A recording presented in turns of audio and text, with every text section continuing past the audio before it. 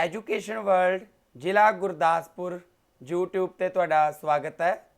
मैं स्वागत करता चरणजीत सिंह पंजाबी जानकारी नाल संबंधित अज तुहाडे लई सब इंस्पैक्टर पोस्ट दे विच सिलेबस दे विच जो तुहानूं संखेप रचना जो पूछया जाना है प्रश्न खास तौर पर उहदे बारे अज तुहाडे नाल विचार चर्चा सांझी करांगा ते नाल ही तुहानूं इस अध्याय दे विच मैं मूल रूप दे विच जो तुहाडे कोल पहला प्रश्न है इनकलूडिड टू द पंजाबी सेंटेंस उहदे नाल संबंधित मैं प्रश्न बारे तुहाडे नाल विचार चर्चा सांझी करांगा तौर ते।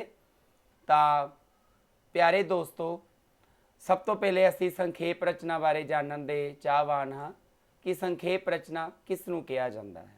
संखेप तो भाव हुंदा है छोटा रूप, लघु रूप। तां संखेप एक लघु रूप है कि असी बहुत सारी लंबी गल नूं थोड़े शब्दों में लघु रूप दे विच किस तरह नाल बयान करना है। ये भी एक लिखण शैली है। लिखण शैली तो ही ये भाव जिहड़े है उभर के सामने आउंदे ने, क्योंकि अज दा जिहड़ा दौर है समा है वो संखेपत रूप दे विच ही समझिया जाता है। तां ये असी विद्यक पद्धर दे उत्ते 10वीं श्रेणी के पद्धर तो 12वीं श्रेणी के पद्धर तक ये प्रश्न करते आ रहे हैं। तो जिसनूं तुहाडी प्रीख्या प्रश्नावली दे विच भी संखेप रचना का प्रश्न जिहड़ा लगाया गया, किसी भी रचना विचों तुहानूं कोई पैरा आएगा, चाहे वह वार्तक चो होवे, चाहे वह वार्तककार की लिखी हुई लिखण शैली विचों होवे, तां उसकी शैली नाल संबंधित तुहाडे कोलों ये लिखण शैली विचों किसी भी पड़ाव विच संखेपत रचना बारे पूछा जा सकता है। क्योंकि अज दे अजोके युग विच संखेप रचना का बहुत महत्व है। असी जिहड़े भी अखबार पढ़ते हैं उस दे विच भाषणां नूं, किसी द्वारा की गई वार्तालाप नूं बहुत ही संखेपत दे राही पेश किया जाता है, ताकि समा भी घट लगे तो पाठकों को समझ भी सके तो उनकी जानकारी भी हासिल कर सके। तो असी आप भी कोई मेला वेख रहे हैं या मैच वेख रहे हैं या फिल्म वेख के आने हैं तो अगे अपने निकटवर्तियों को बहुत थोड़े शब्दों में संखेप दसते हैं कि उहदे विच की दर्शाया गया है। इस तरह किसी रचना को संखेप करदे आ उहदे विचों बेलोड़े वेरवे तो भाव है वध घट जिहड़ियां गल्लां ने दोहराओ ने वो छड्ड दिते जाते हैं। दोहराओ तो भाव है जदों इक्को ही शब्द का बार बार दोहराओ हुंदा होवे तां असीं उहनां नूं संखेपित रूप करन समय छड्ड देना वाजिब समझते हैं। उसे गल नूं घट तो घट ते ढुकवें अते निश्चित शब्दों में लिखा जाता है। निश्चित शब्दों तो भाव है भी जिस दे विच संखेपित रचना मान लो कि जे सानू 150 शब्दों के विच पैरा आया है तो असीं उसनूं तीजे हिस्से च लिखना है, मतलब 1/3 एक दा तीजा भाग। तो एक दा तीजा भाग जो है कुल 50 शब्दों में बनता है। तो इस करके वो 50 शब्दों में असी बनाने लई उन्होंने निश्चित तौर पर जिहड़े शब्द उस दे विच पूर्ण तौर पर ढुकते हैं असी उन्हां शब्दों की वरतों करते हैं। जिहड़े अनिश्चित जां धुंधला रहन दिता जाता है उन्हां शब्दों को असी पूर्ण तौर पर नहीं वरतते। तो इस तरह नाल संखेप रचना दे विच ये जानकारियां जिहड़ियां सानूं खास तौर पर होणियां चाहीदियां ने कि संखेप रचना की एक जांच काफ़ी अभ्यास पिछों ही आ सकती है। इसके अभ्यास की जरूरत है। सानू शब्दों के भंडार शब्द का बहुत ज्ञान होना लाजमी है। उहदे लई सानू बहु आर्थिक, समान आर्थिक, विरोध आर्थिक इन्हां शब्दों की जानकारी भरपूर रूप में होनी चाहिए है। तां ही असीं उसनूं संखेप रूप दे सकते हैं। उसनूं वार वार ध्यान नाल पढ़िया जाना जरूरी है। जिस तरह नाल मैं तुहानूं पहले भी अध्याय च दसाया सी कि अणडिठा पैरा जिते 2 या 3 बार पढ़ना लाजमी है फिर ही सानू प्रश्नों के उत्तरों का पता लगता है। उस तरह संखेप रचना नूं घट्टो घट 2 या 3 बार पढ़न तो बाद ही सानू उसके संखेपत रूप के बारे पूर्ण रूप से जानकारी मिलती है कि असी उस विचों किहड़े शब्दों की काट छांट जिहड़ी है कर सकते हैं। इस तरह नाल पता लग जाता है कि रचना के किहड़े वेरवे छड्डे जा सकते हैं तो किहड़े वेरविਆਂ नूं घट्टो घट शब्दों के विच लिखिया जा सकता है। तो आम तौर पर संखेप रचना का आकार मूल रूप में लगभग तीजा हिस्सा होंदा है। ये मैं तुहानूं हुणे दस्सिया। एक दा तीजा भाग 1/3 भाग दे विच सब तो पहला दित्ती रचना का संखेप अपने शब्दों में कच्चे तौर पर लिख लेना चाहिए है। सब तो पहले सानू आम तौर पर जदों असीं संखेपित रचना नूं पढ़दे हां तो उन्होंने पढ़न तो पहला उन्हां शब्दों की गिनती करनी वाजिब है। पूर्ण तौर पर उन्हां शब्दों की गिनती कर ली जाए। उन्होंने गिनती नूं 1 दा भाग 3 दे उत्ते भाग कर लिया जाए ਤਾਂ ਉਹਨਾਂ ਸ਼ਬਦਾਂ ਦੇ ਕੁੱਲ ਜੇ ਗਿਣਤੀ ਦੇ ਵਿੱਚ ਸਾਡੇ ਕੋਲ ਸ਼ਬਦ 150 ਆਉਂਦੇ ਆ ਤਾਂ 150 ਨੂੰ 3 ਦੇ ਨਾਲ ਜਦੋਂ ਅਸੀਂ ਭਾਗ ਕਰਦੇ ਹਾਂ ਤਾਂ ਉਹਦੇ 50 ਸ਼ਬਦ ਬਣਦੇ ਨੇ ਤੀਜੇ ਹਿੱਸੇ ਵਿੱਚ। ਤਾਂ ਅਸੀਂ ਉਹਨਾਂ 50 ਸ਼ਬਦਾਂ ਦੇ ਵਿੱਚ ਹੀ ਸੰਖੇਪ ਰਚਨਾ ਦਾ ਮੁਲਾਂਕਣ ਕਰਨਾ ਹੈ। ਤਾਂ ਇਕੱਲੇ ਇਕੱਲੇ ਸ਼ਬਦ ਨੂੰ ਬਹੁਤ ਹੀ ਧਿਆਨ ਦੇਣ ਦੀ ਲੋੜ ਹੁੰਦੀ ਹੈ। ਉਹਦੇ ਵਿੱਚੋਂ ਜਿਹੜੇ ਸ਼ਬਦ ਬਹੁਤ ਲੰਬੀ ਗੱਲ ਖਿੱਚਦੇ ਆ, ਅਸੀਂ ਉਹਨਾਂ ਦੀ ਬਹੁਤੇ ਸ਼ਬਦਾਂ ਦੀ ਥਾਂ ਇੱਕ ਸ਼ਬਦ ਦੀ ਤਰ੍ਹਾਂ ਸੰਖੇਪਤ ਰੂਪ ਦੇ ਵਿੱਚ ਵਰਤਣਾ ਹੈ। ਤੇ ਬੇਲੋੜੇ ਸ਼ਬਦ ਜਿਸ ਤਰ੍ਹਾਂ ਹੈ, ਹੀ, ਅਤੇ, ਪਰ, ਪਰੰਤੂ ਅਜਿਹੇ ਸ਼ਬਦ ਜਿਹੜੇ ਬਾਰ-ਬਾਰ ਆ ਰਹੇ ਹੈ ਤਾਂ ਅਸੀਂ ਇਹਨਾਂ ਦੀ ਵਰਤੋਂ ਸਿਰਫ ਇੱਕ ਵਾਰ ਹੀ ਕਰੀਏ। ਇਹਨਾਂ ਦਾ ਪਰਹੇਜ਼ ਕਰਨਾ ਸਾਡੇ ਲਈ ਬਹੁਤ ਜ਼ਰੂਰੀ ਹੈ। ਜਦੋਂ ਬਾਰ-ਬਾਰ ਇੱਕੋ ਹੀ ਸ਼ਬਦ ਨੂੰ ਦੁਹਰਾਇਆ ਜਾਵੇ ਤਾਂ ਸੰਖੇਪਤ ਰੂਪ ਜਿਹੜਾ ਹੈ ਉਹ ਪੂਰਨ ਰੂਪ ਵਿੱਚ ਸ਼ੁੱਧਤਾ ਨੂੰ ਨਹੀਂ ਦਰਸਾਉਂਦਾ। ਤਾਂ ਇਸ ਲਈ ਕਿਸੇ ਵੀ ਰਚਨਾ ਵਿੱਚ ਆਏ ਗਏ ਸਾਰੇ ਵਿਚਾਰਾਂ ਨੂੰ ਸਮਝਣਾ ਬਹੁਤ ਜ਼ਰੂਰੀ ਹੈ। ਜਦ ਕਿ ਸੰਖੇਪ ਰਚਨਾ ਵਿੱਚ ਕੇਵਲ ਜ਼ਰੂਰੀ ਨੁਕਤਿਆਂ ਨੂੰ ਘੱਟ ਤੋਂ ਘੱਟ ਸ਼ਬਦਾਂ 'ਚ ਸਪਸ਼ਟ ਢੰਗ ਨਾਲ ਲਿਖਿਆ ਜਾਂਦਾ ਹੈ। ਆਮ ਤੌਰ ਤੇ ਮੂਲ ਰਚਨਾ ਵਿੱਚ ਦਿੱਤੀਆਂ ਉਦਾਹਰਨਾਂ, ਕਥਨ, ਮੁਹਾਵਰੇ, ਅਖਾਣ ਇਹ ਛੱਡ ਦਿੱਤੇ ਜਾਂਦੇ ਨੇ। ਉਹਨਾਂ ਦੀ ਥਾਂ ਤੇ ਬਹੁਤੇ ਸ਼ਬਦਾਂ ਦੀ ਥਾਂ ਇੱਕ ਸ਼ਬਦ, ਸਮਾਨਾਰਥੀ ਸ਼ਬਦ ਉੱਤੇ ਜਿਹੜੇ ਸ਼ਬਦ ਜਿਹੜੇ ਆ ਇੱਕੋ ਹੀ ਅਰਥ ਦੇ ਨਾਲ ਬਿਆਨ ਕਰਦੇ ਹੋਣ, ਉਹ ਅਲੱਗ-ਅਲੱਗ ਜੇ ਰੂਪ 'ਚ ਵੀ ਵਰਤੇ ਜਾਣ ਤਾਂ ਉਸ ਦੇ ਨਾਲ ਸਾਡੀ ਜਿਹੜੀ ਸੰਖੇਪਤ ਰਚਨਾ ਹੈ ਉਹ ਬੜੀ ਪ੍ਰਭਾਵਸ਼ਾਲੀ ਬਣ ਜਾਂਦੀ ਹੈ। ਨੰਬਰ 2 ਤੇ ਹੈ ਸਿਰਲੇਖ। ਸਿਰਲੇਖ ਤੋਂ ਭਾਵ ਕਿ ਜਿਹੜਾ ਪੈਰਾ ਸਾਡੇ ਕੋਲ ਆਣਾ ਹੈ ਉਹ ਪੈਰੇ ਨੂੰ ਪੜ੍ਹਨ ਤੋਂ ਬਾਅਦ ਅਸੀਂ ਉਹਦੇ ਬਾਰੇ 'ਚ ਸੰਖੇਪਤ ਦਾ ਸਿਰਲੇਖ ਕੱਢਣਾ, ਜਿਹਨੂੰ ਹੈਡਿੰਗ ਬੋਲਦੇ ਆ ਅੰਗਰੇਜ਼ੀ ਵਿੱਚ, ਕਿ ਇਹ ਪੂਰੇ ਦਾ ਪੂਰਾ ਜਿਹੜਾ ਪੈਰਾ ਹੈ ਉਹ ਕਿਸ ਦੇ ਉੱਤੇ ਆਧਾਰਿਤ ਹੈ। ਤਾਂ ਉਹ ਪੈਰੇ ਦਾ ਅਸੀਂ ਢੁਕਵਾਂ ਸਿਰਲੇਖ ਕੱਢਣਾ। ਤਾਂ ਹਮੇਸ਼ਾ ਸਿਰਲੇਖ ਜਿਹੜਾ ਹੈ ਪਿਆਰੇ ਦੋਸਤੋ ਜਾਂ ਤਾਂ ਪਹਿਲੀਆਂ 2 ਲਾਈਨਾਂ ਦੇ ਵਿੱਚੋਂ ਮਿਲਦਾ ਹੈ ਤੇ ਜਾਂ ਅਖੀਰਲੀਆਂ 2 ਲਾਈਨਾਂ ਵਿੱਚੋਂ। ਤਾਂ ਇਸ ਲਈ ਸਾਨੂੰ ਪੂਰਨ ਤੌਰ ਤੇ ਸਿਰਲੇਖ ਨੂੰ ਲੱਭਣ ਦੇ ਲਈ ਅਖੀਰਲੀਆਂ 2 ਲਾਈਨਾਂ ਨੂੰ ਬੜੇ ਧਿਆਨ ਨਾਲ ਕੋਸ਼ਿਸ਼ ਹੈ ਪੜ੍ਹਨ ਦੀ ਤੇ ਪਹਿਲੀਆਂ 2 ਲਾਈਨਾਂ ਨੂੰ। ਤਾਂ ਉਹਨਾਂ ਦੇ ਵਿੱਚੋਂ ਬਹੁਤ ਹੀ ਢੁਕਵਾਂ 1 ਜਾਂ 2 ਸ਼ਬਦਾਂ ਦੇ ਵਿੱਚ ਹੀ ਸਿਰਲੇਖ ਨੂੰ ਦਰਸਾਉਣਾ ਹੈ। ਇਹ ਲੰਬੀ ਲਾਈਨ ਦੀ ਤਰ੍ਹਾਂ, ਲੰਬੇ ਵਾਕ ਦੀ ਤਰ੍ਹਾਂ ਇਹਨੂੰ ਨਹੀਂ ਦਰਸਾਇਆ ਜਾ ਸਕਦਾ। ਸਿਰਲੇਖ ਹਮੇਸ਼ਾ 2 ਜਾਂ 3 ਸ਼ਬਦਾਂ ਦੇ ਵਿੱਚ ਹੀ ਤੁਸੀਂ ਪੂਰਨ ਤੌਰ ਤੇ ਦਰਸਾਉਣਾ ਹੈ। ਤਾਂ ਸਿਰਲੇਖ ਜਿਹੜਾ ਹੈ ਇਹ ਸਭ ਤੋਂ ਪਹਿਲੇ ਨੰਬਰ ਤੇ ਅਸੀਂ ਪ੍ਰੈਸੀ ਦੇ ਵਿੱਚ ਲਿਖਣਾ ਹੁੰਦਾ ਹੈ। ਨੰਬਰ 2 ਤੇ ਸੰਖੇਪ ਰਚਨਾ ਜੋ ਕਿ ਅਸੀਂ ਪੂਰੇ ਪਹਿਰੇ ਦੇ ਰਾਹੀਂ ਦਰਸਾਉਣੀ ਹੈ। ਤਾਂ ਨੰਬਰ 3 ਤੇ ਕੁੱਲ ਸ਼ਬਦਾਂ ਦੀ ਗਿਣਤੀ ਤੇ ਨੰਬਰ 4 ਤੇ 1/3 ਸ਼ਬਦਾਂ ਦੀ ਗਿਣਤੀ। ਤਾਂ ਇਹ 4 ਗੱਲਾਂ ਜਿਹੜੀਆਂ ਨੇ ਸੰਖੇਪਤ ਰੂਪ ਦੇ ਵਿੱਚ ਬਹੁਤ ਜ਼ਰੂਰੀ ਹੈ। ਵੱਧ ਤੋਂ ਵੱਧ ਗੱਲ ਨੂੰ ਘੱਟ ਤੋਂ ਘੱਟ ਸ਼ਬਦਾਂ ਦੇ ਵਿੱਚ ਕਿਸ ਤਰ੍ਹਾਂ ਨਾਲ ਬਿਆਨ ਕਰਨਾ ਹੈ, ਉਸ ਦੇ ਲਈ ਅਸੀਂ ਅੱਗੇ ਅਭਿਆਸ ਦੇ ਵਿੱਚ ਦਿੱਤੇ ਹੋਏ ਪਹਿਰੇ ਰਾਹੀਂ ਤੁਹਾਡੇ ਨਾਲ ਵਿਚਾਰ ਚਰਚਾ ਕਰਾਂਗੇ। ਜਿਸ ਤਰ੍ਹਾਂ ਨਾਲ ਚੰਗੀਆਂ ਪੁਸਤਕਾਂ ਮਨੁੱਖ ਲਈ ਵਰਦਾਨ ਹਨ। ਜਦੋਂ ਦੁੱਖਾਂ ਮੁਸੀਬਤਾਂ ਦੇ ਕਾਲੇ ਬੱਦਲ ਸਾਡੇ ਜੀਵਨ ਨੂੰ ਹਨੇਰੀ ਬੁੱਕਲ ਵਿੱਚ ਲਪੇਟ ਲੈਂਦੇ ਹਨ ਅਤੇ ਸਾਡੇ ਸੰਗੀ ਸਾਥੀ ਤੇ ਮਿੱਤਰ ਦੋਸਤ ਸਾਥ ਛੱਡ ਜਾਂਦੇ ਹਨ, ਤਾਂ ਇਹ ਪੁਸਤਕਾਂ ਆਪਣੇ ਮਿੱਠੇ ਅਤੇ ਸਿਆਣੇ ਬੋਲਾਂ ਨਾਲ ਸਾਡਾ ਹੌਸਲਾ ਵਧਾਉਂਦੀਆਂ ਹਨ, ਸਾਨੂੰ ਢਾਰਸ ਦਿੰਦੀਆਂ ਹਨ ਅਤੇ ਸਾਡੇ ਗਿਆਨ ਵਿੱਚ ਵਾਧਾ ਕਰਦੀਆਂ ਹਨ। ਇਹ ਸਾਨੂੰ ਦ੍ਰਿੜਤਾ ਨਾਲ ਜਿਉਣ ਦੀ ਜਾਂਚ ਦੱਸਦੀਆਂ ਹਨ। ਮਨੁੱਖ ਦੀ ਹਜ਼ਾਰਾਂ ਵਰ੍ਹਿਆਂ ਦੀ ਸਿਆਣਪ ਅਤੇ ਤਜਰਬਿਆਂ ਦਾ ਨਿਚੋੜ ਇਹਨਾਂ ਵਿੱਚ ਹੀ ਛੁਪਿਆ ਹੁੰਦਾ ਹੈ। ਇਹਨਾਂ ਦੇ ਬੂਹੇ ਬਾਹਰ ਛੋਟੇ ਵੱਡੇ, ਉੱਚੇ ਨੀਵੇਂ, ਅਮੀਰ ਗਰੀਬ ਲਈ ਸਦਾ ਹੀ ਖੁੱਲ੍ਹੇ ਰਹਿੰਦੇ ਹਨ। ਇਹ ਸਾਨੂੰ ਇੱਕ ਅਜਿਹੀ ਦੌਲਤ ਨਾਲ ਮਾਲਾ ਮਾਲ ਕਰਦੀਆਂ ਹਨ ਜਿਸ ਨੂੰ ਚੋਰ ਚੁਰਾ ਨਹੀਂ ਸਕਦਾ, ਪਾਣੀ ਰੋੜ ਨਹੀਂ ਸਕਦਾ, ਅੱਗ ਸਾੜ ਨਹੀਂ ਸਕਦੀ। ਚੰਗੀਆਂ ਪੁਸਤਕਾਂ ਮਨੁੱਖ ਦੀਆਂ ਸੱਚੀਆਂ ਦੋਸਤ ਹੁੰਦੀਆਂ ਹਨ। ਉਹ ਦੋਸਤ ਜੋ ਕਦੇ ਬੁਰਾ ਨਹੀਂ ਸੋਚ ਸਕਦਾ ਅਤੇ ਕਦੇ ਧੋਖਾ ਨਹੀਂ ਦਿੰਦਾ। ਵੱਡੇ ਭਾਗਾਂ ਵਾਲੇ ਹਨ ਉਹ ਲੋਕ ਜਿਨ੍ਹਾਂ ਨੂੰ ਉੱਤਮ ਪੁਸਤਕਾਂ ਪੜ੍ਹਨ ਦਾ ਸ਼ੌਂਕ ਹੈ। ਤਾਂ ਇਸ ਤਰ੍ਹਾਂ ਨਾਲ ਜਦੋਂ ਅਸੀਂ ਇਸ ਪੈਰੇ ਨੂੰ ਪੂਰਨ ਤੌਰ ਤੇ ਪੜ੍ਹਨਾ ਹੈ ਤਾਂ ਪਹਿਲੀ ਵਾਰ ਪੜ੍ਹਨ ਦੇ ਵਿੱਚ ਸਾਨੂੰ ਬਹੁਤ ਸਾਰੇ ਅਰਥਾਂ ਦਾ ਗਿਆਨ ਪ੍ਰਾਪਤ ਨਹੀਂ ਹੁੰਦਾ। ਸਾਨੂੰ ਸੰਖੇਪਤ ਰੂਪ ਦੀ ਧਾਰਨਾ ਦਾ ਪੂਰਨ ਨਿਯਮਾਂ ਦਾ ਪਤਾ ਨਹੀਂ ਲੱਗਦਾ। ਉਹਦੇ ਲਈ ਜ਼ਰੂਰੀ ਹੈ ਕਿ ਸਾਨੂੰ ਦੁਬਾਰਾ ਤੋਂ ਇਸ ਨੂੰ ਦੁਹਰਾਈ ਦੇ ਰੂਪ ਵਿੱਚ ਪੜ੍ਹਨਾ ਜ਼ਰੂਰੀ ਹੈ। ਤਾਂ ਉਹਦੇ ਵਿੱਚੋਂ ਅਸੀਂ ਕਿਹੜੇ ਸ਼ਬਦਾਂ ਦੀ ਕਾਟ ਛਾਟ ਜਿਹੜੀ ਹੈ ਕਰ ਸਕਦੇ ਹਾਂ। ਜਿਸ ਤਰ੍ਹਾਂ ਜੀ ਸਿਰਲੇਖ ਜਿਹੜਾ ਹੈ ਉਹ ਬਾਰ-ਬਾਰ ਜਿਹੜਾ ਰੂਪ ਦੇ ਵਿੱਚ ਦਰਸਾਇਆ ਜਾ ਰਿਹਾ ਹੈ, ਉਹਦੇ ਵਿੱਚ ਇਹ ਦਰਸਾਇਆ ਜਾ ਰਿਹਾ ਸੀ ਕਿ ਬਾਰ-ਬਾਰ ਚੰਗੀਆਂ ਪੁਸਤਕਾਂ ਪੜ੍ਹਨ ਬਾਰੇ ਵਿਚਾਰ ਚਰਚਾ ਜਿਹੜੀ ਆ ਉਹ ਦਰਸਾਈ ਜਾ ਰਹੀ ਸੀ। ਤਾਂ ਇਸ ਦਾ ਸਿਰਲੇਖ ਜਿਹੜਾ ਬਣਦਾ ਹੈ ਉਹ ਹੈ ਚੰਗੀਆਂ ਪੁਸਤਕਾਂ। ਤਾਂ ਨੰਬਰ 2 ਤੇ ਇਹਨਾਂ ਵਿੱਚ ਕੁੱਲ ਸ਼ਬਦਾਂ ਦੀ ਗਿਣਤੀ ਕਿੰਨੀ ਹੈ? ਤਾਂ ਕੁੱਲ ਸ਼ਬਦਾਂ ਦੀ ਗਿਣਤੀ ਜਿਹੜੀ ਹੈ ਉਹ ਹੈ ਟੋਟਲ 180। ਤਾਂ ਇਸ ਦਾ ਜਿਹੜਾ ਤੀਜਾ ਹਿੱਸਾ ਹੈ ਭਾਗ ਕਰਨਾ ਅਸੀਂ 3 ਦੇ ਉੱਤੇ, ਤੇ ਜਦੋਂ ਭਾਗ ਅਸੀਂ 3 ਦੇ ਉੱਤੇ ਕੀਤਾ ਤਾਂ ਇਸ ਦੇ ਵਿੱਚ 60 ਸ਼ਬਦ ਜਿਹੜੇ ਹੈ ਉਹਨਾਂ ਦੇ ਵਿੱਚ ਅਸੀਂ ਇਸ ਨੂੰ ਪ੍ਰੈਸੀ ਦੇ ਰੂਪ ਦੇ ਵਿੱਚ ਸੰਖੇਪਤ ਰੂਪ ਦੇ ਵਿੱਚ ਲਿਖਣਾ ਹੈ, ਜਿਹਦੇ ਵਿੱਚ ਬਹੁਤ ਸਾਰੇ ਜਿਹੜੇ ਵਾਧੂ ਘਾਟੂ ਸ਼ਬਦ ਸੀ ਉਹ ਪੂਰਨ ਰੂਪ ਦੇ ਵਿੱਚ ਖਤਮ ਕਰ ਦਿੱਤੇ ਗਏ। ਜਿਸ ਤਰ੍ਹਾਂ ਔਖੇ ਸਮੇਂ ਵਿੱਚ ਚੰਗੀਆਂ ਪੁਸਤਕਾਂ ਸਾਡਾ ਸਦਾ ਸਾਥ ਨਿਭਾਉਂਦੀਆਂ ਹਨ ਅਤੇ ਸਾਡੀ ਅਗਵਾਈ ਕਰਦੀਆਂ ਹਨ।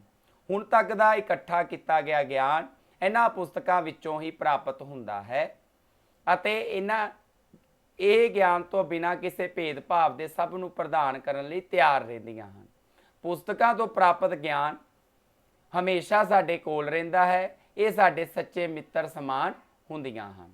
ਤਾਂ ਇਹਦੇ ਵਿੱਚ ਜਿਹੜੇ ਵਾਧੂ ਘਾਟੂ ਦੇ ਸ਼ਬਦ ਸੀ ਉਹਨਾਂ ਦੀ ਵਰਤੋਂ ਜਿਹੜੀ ਹੈ ਉਹ ਖਤਮ ਕਰ ਦਿੱਤੀ ਗਈ ਹੈ। ਉਹਨਾਂ ਦੀ ਥਾਂ ਦੇ ਉੱਤੇ ਸੰਖੇਪਤ ਰੂਪ ਦੇ ਵਿੱਚ ਬਹੁਤੇ ਸ਼ਬਦਾਂ ਦੀ ਥਾਂ ਇੱਕ ਸ਼ਬਦ ਦੀ ਤਰ੍ਹਾਂ ਸਮਾਨਾਰਥਕ ਸ਼ਬਦਾਂ ਦੇ ਰੂਪ ਦੇ ਵਿੱਚ ਅਰਥਾਂ ਨੂੰ ਇੱਕੋ ਥਾਂ ਦੇ ਉੱਤੇ ਪ੍ਰਵਾਨ ਕਰਦੇ ਹੋਏ ਇਹਦੇ ਵਿੱਚ ਤਬਦੀਲ ਕਰਕੇ ਵਰਤਿਆ ਗਿਆ ਹੈ। ਤਾਂ ਇਸੇ ਤਰ੍ਹਾਂ ਨਾਲ ਇੱਕ ਉਦਾਹਰਨ ਹੋਰ, ਜਿਸ ਤਰ੍ਹਾਂ ਬੱਚੇ ਨੂੰ ਮਰਿਆਦਾ ਦਾ ਸਬਕ ਦੇਣਾ ਬੜੀ ਸਿਆਣਪ ਮੰਗਦਾ ਹੈ। ਬੱਚੇ ਦੀ ਫਿਤਰਤ ਮਰਿਆਦਾ ਦੇ ਵਿਰੁੱਧ ਹੁੰਦੀ ਹੈ। ਜਦੋਂ ਮਾਪੇ ਉਸ ਦੀ ਫਿਤਰਤ ਦੇ ਵਿਰੁੱਧ ਬੇਮਿੱਚ ਵੀ ਸਿੱਖਿਆ ਦਿੰਦੇ ਹਨ ਤਾਂ ਬੱਚੇ ਵਿੱਚ ਝੂਠ ਬੋਲਣ, ਚੋਰੀ ਕਰਨ, ਚੀਜ਼ਾਂ ਲੁਕਾਉਣ, ਤੋੜਨ ਤੇ ਗਵਾਉਣ ਦੀ ਰੁਚੀ ਬਗਾਵਤ ਦੇ ਤੌਰ ਤੇ ਜਾਗਦੀ ਹੈ। ਸਿਆਣੇ ਮਾਪੇ ਇਸ ਰੁਚੀ ਨੂੰ ਤਾੜਦੇ ਰਹਿੰਦੇ ਹਨ। ਇਹੋ ਜਿਹੇ ਤਰੀਕੇ ਨਾਲ ਮਰਿਆਦਾ ਸਿਖਾਉਂਦੇ ਹਨ ਕਿ ਉਹ ਬਾਗੀ ਨਾ ਹੋ ਜਾਵੇ।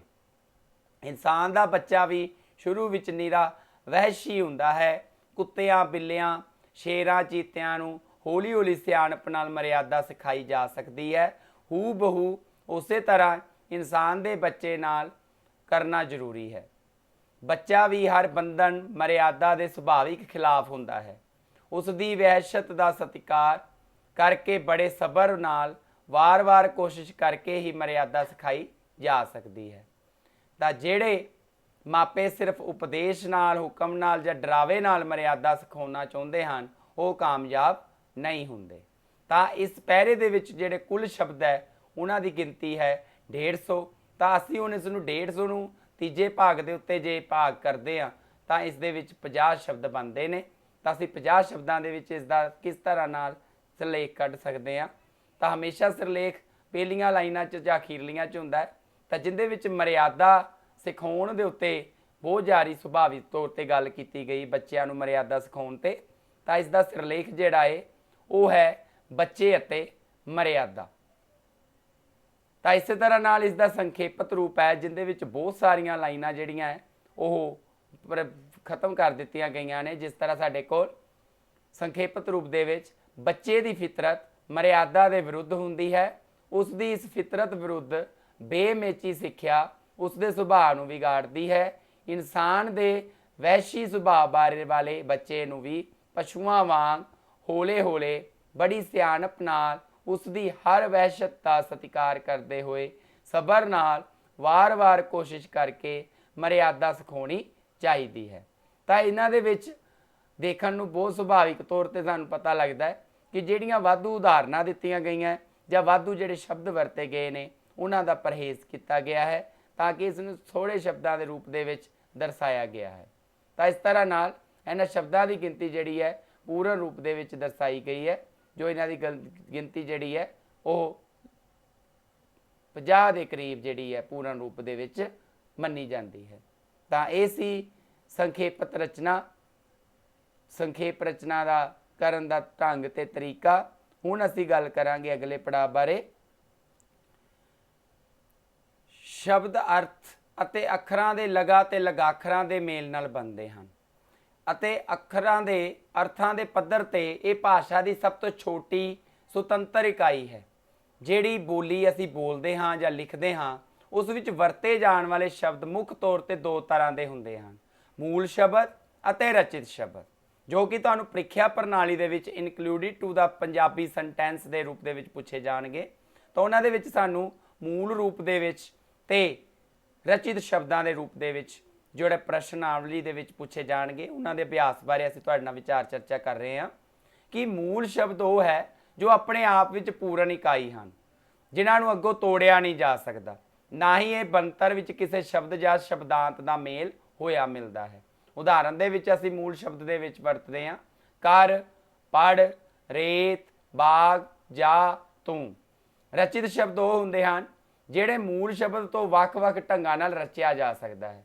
किसी भी भाषा की बहुती शब्दावली अजिहे शब्दों में हुंदी है। उन्होंने रचित शब्दों में दो तरह के मन्ने गए ने, समासी शब्द अते उत्पन्न शब्द। समासी शब्द का अर्थ है जोड़ना या संखेप करना। जदों दो या तीन शब्दों को जोड़ के उन्हों का संखेप रूप भी इस प्रकार बनाया जाए कि वह एक नवा अर्थ देने वाला वखरा शब्द बन जाए तो उसनूं समासी शब्द कहते हैं। जिवें सजरी विआही हुई, सज विआही, हथ नूं लगण वाली घड़ी, हथ घड़ी, लोकां दा राज, लोक राज। समास विधि नाल शब्द बनाउण वाले कुछ नुकते इस प्रकार ने। पंजाबी विच आम तौर ते समास शब्द दो शब्दों को मिला के बनता है। कदी कदाई ये तीन शब्दों के विच भी हुंदा, जिवें हरमन प्यारा, हर मन प्यारा। तो यह तीन शब्दों के सुमेल तो एक नवे शब्द की उत्पत्ति हुंदी है, हरमन प्यारा। समास विधि राही शब्द बनाउण समय योजक संबंधक का शब्द छड्ड दिते जाते हैं। जिवें राष्ट्र दा पति तो भाव हो गया राष्ट्रपति, आप नाल बीती तो भाव हो गया आप बीती। समास विधि राही बनया शब्द सार्थक हुंदा है, जिवें आत्मघात, चिड़िया घर, पग डंडी। वख-वख शब्दों तो जुड़ के बने समासी शब्दों दी कुछ उदाहरणां नाम नाल नाम शब्द जुड़े हुए, हथ घड़ी, जेब घड़ी, चिड़िया घर, जल घर, हथ पैर। विशेषण के नाम नाल जुड़े हुए खुशकिस्मत, नील कमल, काले पानी। क्रिया विशेषण के नाम नाल संबंधित जुड़े हुए दूरदृष्टि, नितनेम। गिनती संबंधी 31, 1 अते 30, 77, 7 अते 70, त्रिकोण 3 अते कोण, दुनाली 2 अते नाली, दो नाली। कुछ फुटकल समासी शब्द इस प्रकार है अभ्यासी तौर पर आतशबाजी, सिर पीड़, जग बीती, पतझड़, राष्ट्रपति, अखंड पाठ, हदबंदी, जगत गुरु, बाल विधवा, लूण हराम, आप हुदरा, हरमन प्यारा, जुत्ती चोर, बुढ़ सुहागन, लोक सभा, आप बीती, कम चोर, ठाकुर द्वारा, भेड़ चाल, लोक राज, अमृत धारा, गड़े मार, टिकट घर, माल गड्डी, सदाव्रत, गिठ मुठिया, देश भगत, रेल गड्डी, गुरुद्वारा, दूरदर्शन, मिठ बोला, सर्वसम्मति, चिटकपड़िया, नौकरशाही, राम रोला अते अत कथनी। तो इस तरह नाल इस दे दूजे भाग विच है उत्पन्न शब्द। ਜਿਹੜੇ शब्द किसी मूल शब्द तो पहला अगेतर ला के या पिछेतर ला के बनाया जाए उन्होंने उत्पन्न शब्द कहा जाता है। तो यह शब्दों के अगों लगन वाले शब्द शब्दांत जोड़े अगेतर कहाते हैं और पिछे लगन वाले पिछेतर कहाते हैं। उदाहरण के तौर पर दुर्घटना, दुर्घटना विच घटना शब्द जोड़ा है उसके अगे दुर शब्द लगा अगेतर लगा दिता गया और अणखीला दे विच अणख शब्द के पिछे ईला शब्द पिछेतर लगा दिता जाए तो अणखीला बन जाता है। जिस तरह ना साडे कोल अगेतर लगे शब्द हैं ऊ, उपरों जा उपर नूं, उखड़ना, उलथना, उलगना जा उलदना। उप उपभाव छोटा, उपनाम, उपबोली, उपमंत्री, उपनिर्देशक। अ नावाचक बिनाहीन, असह, अकह, असतुष्ट, असफल, असमर्थ, अश्लील, अशांत, अन्याय, अटूट, अपूर्ण, अमर। अण निखेधक, अणसुणिया, अणहोनी, अणगैली, अणगिणत, अणडिठ, अणथक। अन्न निखेधक, अनर्थ, अनजान, अनपढ़, अनंत, अनादर, अनादि। अणु पिछे या समान, अनुसार, अनुभव, अनुमान, अनुवाद, अनुयायी। अप बुरा या उल्टा, अपजस, अपमान, अपवाद, अपवित्र। ओ अवगुण, अवगुण,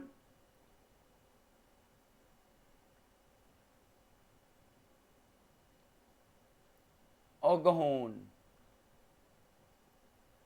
स साथ, सचित्र, संजीव, सफल, सलूना, सपुत्र, सुशोभित। सन बराबर या चंगी, संगठन, संयोग, संपूर्ण, संबंध, संविधान। सु चंगा, सुशील, सुहृद, सुगंध, सुगढ़, सुचज्जा, सुभाग, सुमेल, सुलखना। सह नाल रल के या साथी, सहकारी, सहगान, सहपाठी, सहमत, सहयोग।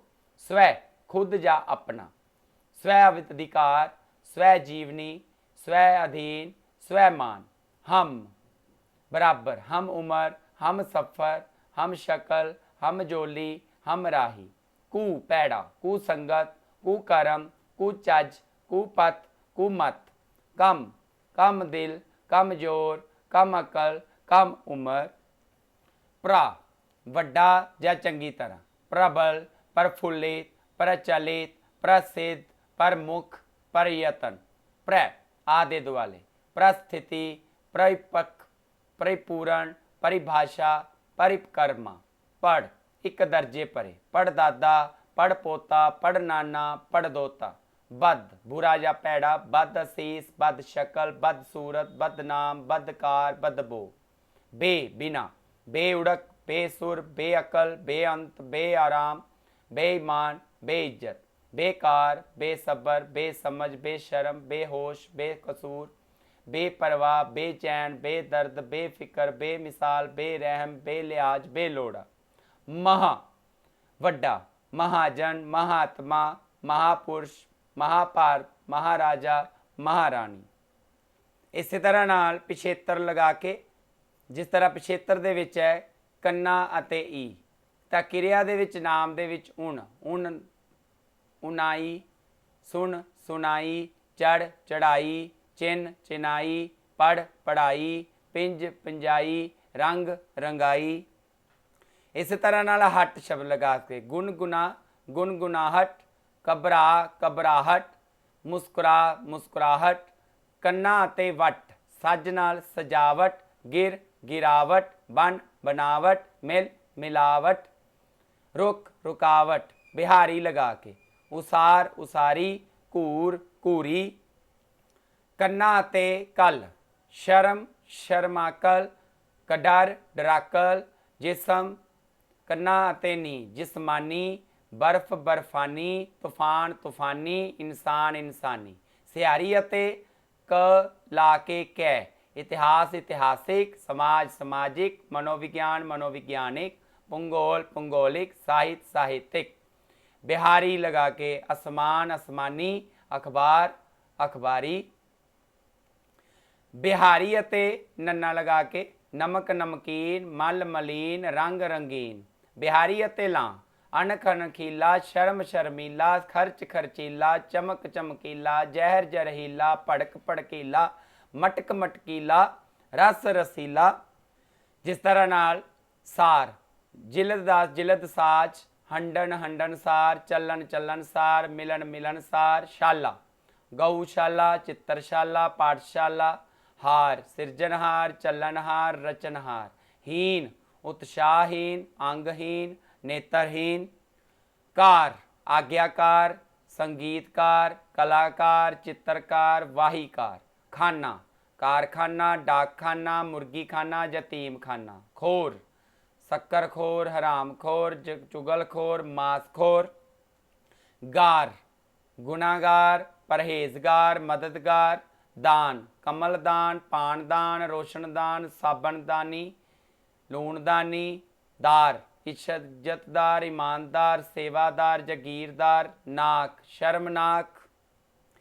इसी तरह नाल किरिया मूल ते भाववाचक नाम दे विच झूर दा झोरा, टिक दा टिकाणा जां टेक, रंग दा रंगाई, रुस दा रोसा जां रोस, वट दा वटत वतन वटक, लंघ दा लांघा जां उलांघ, लड़ दा लड़ाई, लह दा लहाई, मुड़ दा मोड़, वस दा वास जां वसो जां वासा जां वसेबा, रो दा रोण, वर्त दा वरतारा जां वरतो, विक दा विकरी, विश दा विछाई। किरिया तो करतरी नाम के रूप के भी सानू पंजाबी विच बहुत सारे शब्द जिहड़े है वो वाक के रूप के शब्दां रूप च मिलते हैं, ਜਿਸ ਤਰ੍ਹਾਂ ਕਿਰਿਆ ਮੂਲ ਤੋਂ ਕਰਤਰੀ ਨਾਮ, ਉਸਾਰ ਤੋਂ ਉਸਾਰਿਆ, ਸਿੱਖ ਤੋਂ ਸਿੱਖਿਅਕ, ਕੁਲ ਤੋਂ ਕੁਲਾਟਿਆ, ਚਾਰ ਤੋਂ ਚਰਵਾਹਾ ਜਾਂ ਚਰਾਹਾ, ਜੁਰ ਚੁਰਾ ਤੋਂ ਚੋਰ, ਛੇੜ ਤੋਂ ਛੇੜੂ, ਜਿੱਤ ਤੋਂ ਜੇਤੂ, ਤੋਲ ਤੋਂ ਤੋਲਾ, ਦੇ ਤੋਂ ਦਾਤਾ, ਧੋ ਤੋਂ ਧੋਬੀ, ਨੱਚ ਤੋਂ ਨਚਾਰ ਜਾਂ ਨਾਚਾ, ਪੜ ਤੋਂ ਪੜਾਕੂ, ਪਾਲ ਤੋਂ ਪਾਲਕ, ਪਿੰਜ ਤੋਂ ਪਿੰਜਾ, ਪੁੰਜ ਤੋਂ ਪੁਜਾਰੀ, ਮੰਗ ਤੋਂ ਮੰਗਤਾ, ਰੱਖ ਤੋਂ ਰਾਖਾ। ਤਾਂ ਇਸੇ ਤਰ੍ਹਾਂ ਨਾਲ ਕਰਤਰੀ ਨਾਮ ਤੇ ਵਿਸ਼ੇਸ਼ਣ ਦੇ ਰੂਪ ਦੇ ਵਿੱਚ ਵੀ ਸਾਨੂੰ ਪ੍ਰਾਪਤ ਹੁੰਦੇ ਨੇ, ਜਿਸ ਤਰ੍ਹਾਂ ਖੇਡਣ ਵਾਲਾ ਖਿਡਾਰੀ, ਗਾਉਣ ਵਾਲਾ ਗਾਇਕ, ਨੱਚਣ ਵਾਲਾ ਨਾਚਾ ਜਾਂ ਨਚਾਰ। ਤਾਂ ਪੰਜਾਬੀ ਦੇ ਵਿੱਚ ਸਾਡੇ ਕੋਲ ਬਹੁਤ ਸਾਰੇ ਸ਼ਬਦ ਅਜਿਹੇ ਮਿਲਦੇ ਨੇ, ਜਿਸ ਤਰ੍ਹਾਂ ਨਾਲ ਅਮੀਰ। ਅਮੀਰ ਇੱਕ ਵਿਸ਼ੇਸ਼ਣ ਰੂਪ ਦੇ ਵਿੱਚ ਹੈ। ਅਮੀਰ ਆਦਮੀ ਨੂੰ ਲੂਣ ਤੇਲ ਦੀ ਚਿੰਤਾ ਨਹੀਂ ਹੁੰਦੀ, ਤੇ ਜਦੋਂ ਅਸੀਂ ਨਾਮ ਰੂਪ ਚ ਵੇਖਦੇ ਅਮੀਰ ਨੂੰ ਲੂਣ ਤੇਲ ਦੀ ਚਿੰਤਾ ਨਹੀਂ ਹੁੰਦੀ। ਤੱਕ, ਤੱਕ ਕਿਰਿਆ, ਤੱਕ ਲੈ ਜੀ ਭਰ ਕੇ, ਤੱਕ ਲੈ ਜੀਵਨ ਮੇਲਾ ਮੁੜ ਨਹੀਂ ਮਿਲਣਾ। ਨਾਮ ਰੂਪ ਦੇ ਵਿੱਚ ਭਾਬੀ ਜੀ ਦੀ ਤੱਕ ਸਹੀ ਨਹੀਂ ਹੁੰਦੀ। ਮਿੱਠਾ ਚਾਹ ਦੁੱਧ ਵੱਲ ਚਾਹੀਦਾ ਹੁੰਦਾ ਹੈ, ਓਨਾ ਹੀ ਪਾਉਂਦੇ ਹਨ। ਤਪ ਇੱਕ ਕਿਰਿਆ ਰੂਪ ਵਿੱਚ ਹੈ, ਇੱਕ ਨਾਮ ਰੂਪ ਚ ਹੈ। ਕਿਰਿਆ ਰੂਪ ਵਿੱਚ ਜੇਠ ਦੇ ਮਹੀਨੇ ਧਰਤੀ ਬਹੁਤ ਤਪ ਜਾਂਦੀ ਹੈ। ਨਾਮ ਰੂਪ ਦੇ ਵਿੱਚ ਜੇ ਅਸੀਂ ਗੱਲ ਕਰੀਏ ਪੜ੍ਹਾਈ ਕਰਨਾ ਵੀ ਤਪ ਹੈ। ਤਾਂ ਤਪੱਸਿਆ ਰੂਪ ਚ। ਕਰ ਕਿਰਿਆ, ਇਹ ਵਿਹਲਾ ਬੈਠਣ ਨਾਲੋਂ ਸਭ ਕੁਝ ਕਰ ਲੈਣਾ ਚੰਗਾ ਹੁੰਦਾ ਹੈ। ਤਾਂ ਇਸ ਤਰ੍ਹਾਂ ਨਾਲ ਪੰਜਾਬੀ ਦੇ ਵਿੱਚ ਉਤਪੰਨ ਸ਼ਬਦ ਅਤੇ ਰਚਿਤ ਸ਼ਬਦ ਦੇ ਰੂਪ ਦੇ ਵਿੱਚ ਵਾਕਾਂ ਦੇ ਵਿੱਚ ਤੁਹਾਨੂੰ ਇਸੇ ਤਰ੍ਹਾਂ ਨਾਲ ਪ੍ਰਸ਼ਨਾਵਲੀ ਦੇ ਵਿੱਚ ਪ੍ਰਸ਼ਨ ਪੁੱਛੇ ਜਾ ਸਕਦੇ ਨੇ। ਇਹਨਾਂ ਦਾ ਘੋਰ ਅਭਿਆਸ ਕਰਨ ਦੀ ਜ਼ਰੂਰਤ ਹੈ। ਅਗੇਤਰ, ਪਿਛੇਤਰ, ਸਮਾਸੀ ਸ਼ਬਦ, ਇਹਨਾਂ ਨੂੰ ਪੂਰਨ ਰੂਪ ਦੇ ਵਿੱਚ ਅਭਿਆਸ ਦੇ ਤੌਰ ਤੇ ਪੜ੍ਹਨ ਦੀ ਜ਼ਰੂਰਤ ਹੈ, ਜਿਨ੍ਹਾਂ ਵੱਲ ਜੇ ਅਸੀਂ ਪੂਰਨ ਤੌਰ ਤੇ ਧਿਆਨ ਦਈਏ ਤਾਂ ਅਸੀਂ ਇਹਨਾਂ ਨੂੰ ਵੀ ਪੂਰੇ ਬਖੂਬੀ ਢੰਗ ਦੇ ਨਾਲ ਨਿਖੇੜ ਕਰ ਸਕਦੇ ਹਾਂ ਤੇ ਵਧੀਆ ਢੰਗ ਨਾਲ ਅਸੀਂ ਇਸ ਨੂੰ ਯਤਨਬੰਦ ਬਣਾ ਸਕਦੇ ਹਾਂ। ਇਹਨਾਂ ਸ਼ਬਦਾਂ ਦੇ ਨਾਲ ਮੇਰਾ ਧੰਨਵਾਦ।